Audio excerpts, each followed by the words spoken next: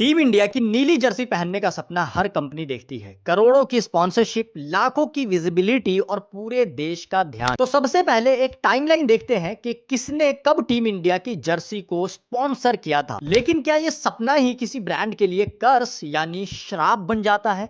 आज हम उसी की बात करेंगे। आज हम बात करेंगे बीसीसीआई स्पॉन्सरशिप के कर्ज की, जहां स्पॉन्सर बनने वाली बड़ी बड़ी कंपनियां या तो डूब गई या बुरी तरह हिल गई। टीम इंडिया की सबसे पहली स्पॉन्सरशिप जर्सी को जो किया था वो आईटीसी विल्स ने जून 1993 से मई 2001 तक किया था। तब एंट्री होती है सहारा इंडिया की, वही सहारा इंडिया जिसमें न जाने कितने मिडिल क्लास फैमिलीज के पैसे लगे थे। आप लोग अपने घर में पूछना कि सहारा इंडिया पे क्या हमारे पैसे लगे थे क्या, आपके घर से जवाब जरूर निकलेगा कि हाँ लगे थे, क्योंकि मेजॉरिटी ऑफ फैमिली के घर से पैसे इन्वेस्ट किए गए थे। तो वो सहारा इंडिया जून 2001 में स्पॉन्सर करती है टीम इंडिया के जर्सी को।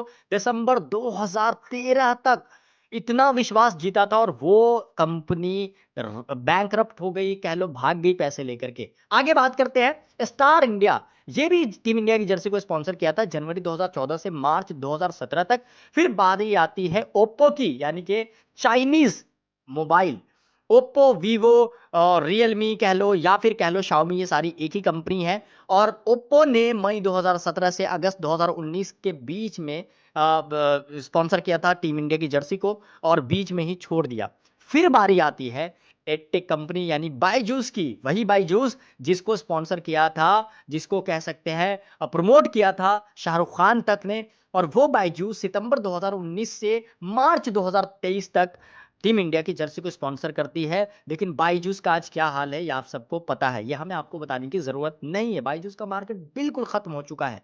ठीक है, तब बारी आती है ड्रीम 11 की, जो कि इससे पहले स्पॉन्सर कर रही थी आईपीएल को और जुलाई 2023 में कदम रखती है टीम इंडिया के जर्सी को स्पॉन्सर करने के लिए। और वहां से लेके अगस्त 2025 तक, 20 अगस्त तक उनकी जर्नी चलती है। बीच में ही कॉन्ट्रैक्ट खत्म हो जाता है क्योंकि सरकार ले आती है ब्लैंकेट बैंक उन सभी एप्लीकेशंस पे जो एप्लीकेशन रियल मनी गेमिंग के अंदर थी। इतिहास कहता है हर बड़े स्पॉन्सर का अंजाम अच्छा नहीं रहा है, जिसने भी टीम इंडिया की जर्सी को स्पॉन्सर किया है। हालांकि हम इस पे डिटेल्स में बात करेंगे कि ड्रीम 11 जो कंपनी और ये जो बैन लगे हैं फैंटेसी एप्स पे या ऑनलाइन गेमिंग एप्स पे, इसके लिए एक डिटेल वीडियो अलग से आएगी, आप लोग इंतजार करना। अब बात करते हैं आगे कि अभी जस्ट जो कंपनी बंद हुई है ड्रीम 11, उसने कितने पैसे में बीसीसीआई के साथ जो है ना वो कॉन्ट्रैक्ट किया था। तो जुलाई 2023 में ड्रीम 11 ने बीसीसीआई के साथ 3 साल का करार किया था, जिसकी कुल कीमत थी 358 करोड़। 3 साल के लिए 358 करोड़ रुपए।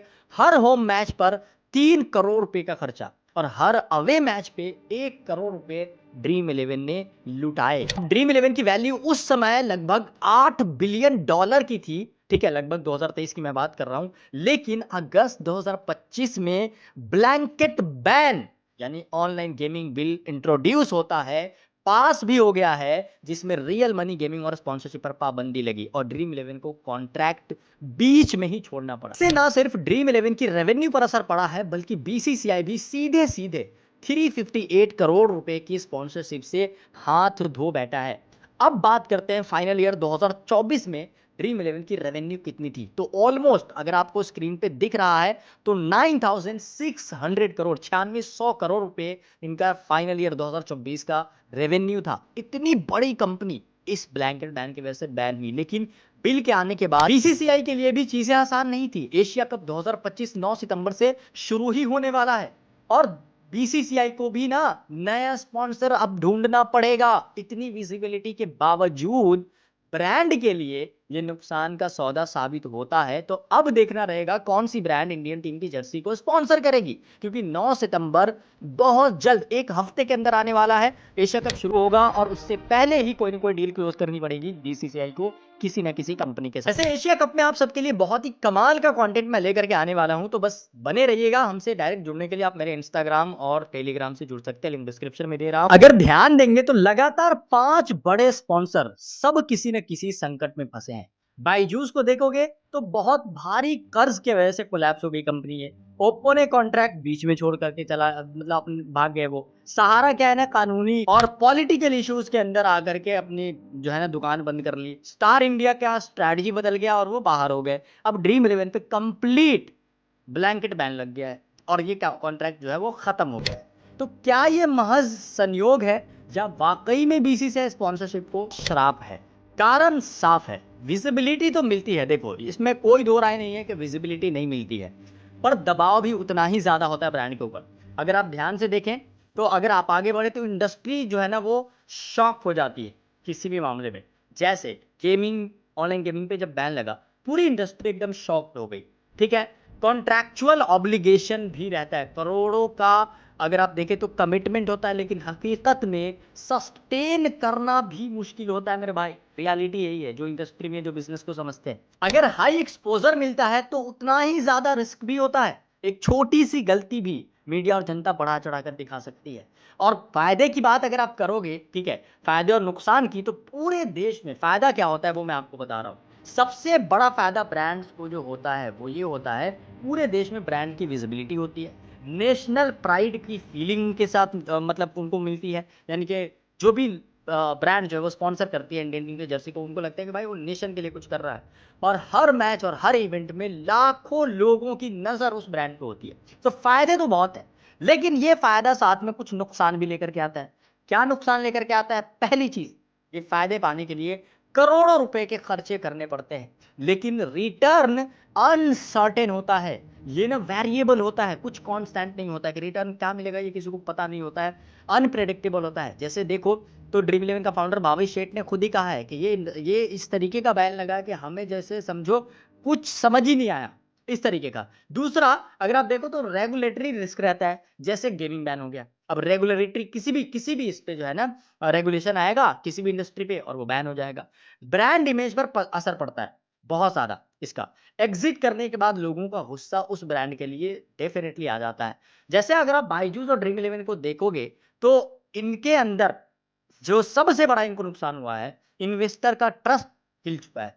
यानी कि इन्वेस्टर अब 1000 मरतबा सोचेगी ऐसी कंपनीज में इन्वेस्ट करने से पहले। आज की वीडियो में हम यही देख रहे थे। जल्दी जल्दी अगर मैं आपको खत्म करके बताऊं कि स्पॉन्सर्स जितने भी रहे हैं, आप देखो आपकी स्क्रीन पे हैं, चाहे सहारा से लेकर के ड्रीम इलेवन तक, कब से कब तक किसने स्पॉन्सर किया, क्या क्या कारण रहे किसके, जब बीसीसीआई के साथ उनका कॉन्ट्रैक्ट खत्म हुआ, लगातार सभी स्पॉन्सर किसी न किसी मुश्किल में फंसे थे। ठीक है, यही वजह है कि इसे लोग कर्स ऑफ बीसीसीआई स्पॉन्सरशिप कहने लग गए हैं।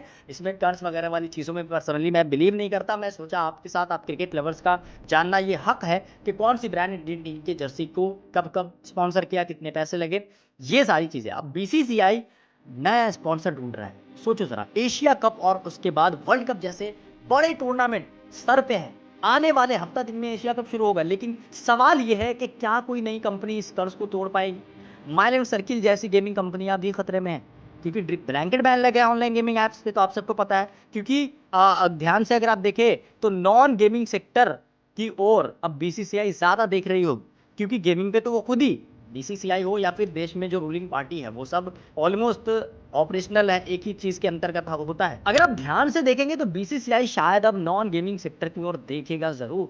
अब आप बताइए, क्या ये सच में स्पॉन्सर का कर्ज था, श्राप था, या सिर्फ बैड लक और गलत टाइमिंग की वजह से होता है? कमेंट में आप एक बात जरूर बताइएगा, क्या आपका फेवरेट स्पॉन्सर बीसीसीआई का कौन अभी तक रहा है। बाकी मैं अगली वीडियो आप सबके लिए लेकर के आने वाला हूँ कि ये बैन क्यों लगा है, क्या ये बैन हटेगा ऑनलाइन फैंटेसी गेमिंग पे। जो भी लोग फैंटेसी खेलने वाले यूजर्स हैं हमारे, उन सबको सबसे पहले थैंक यू सो मच, यहाँ भी इस तरीके का सपोर्ट दिखाने के लिए। और आपके लिए वो वीडियो लेकर के बहुत जल्द आऊंगा। आप लोग बस हमसे जुड़ के रहिए। आपका दोस्त और होस्ट दानिश के लॉजिकल साइनिंग ऑफ।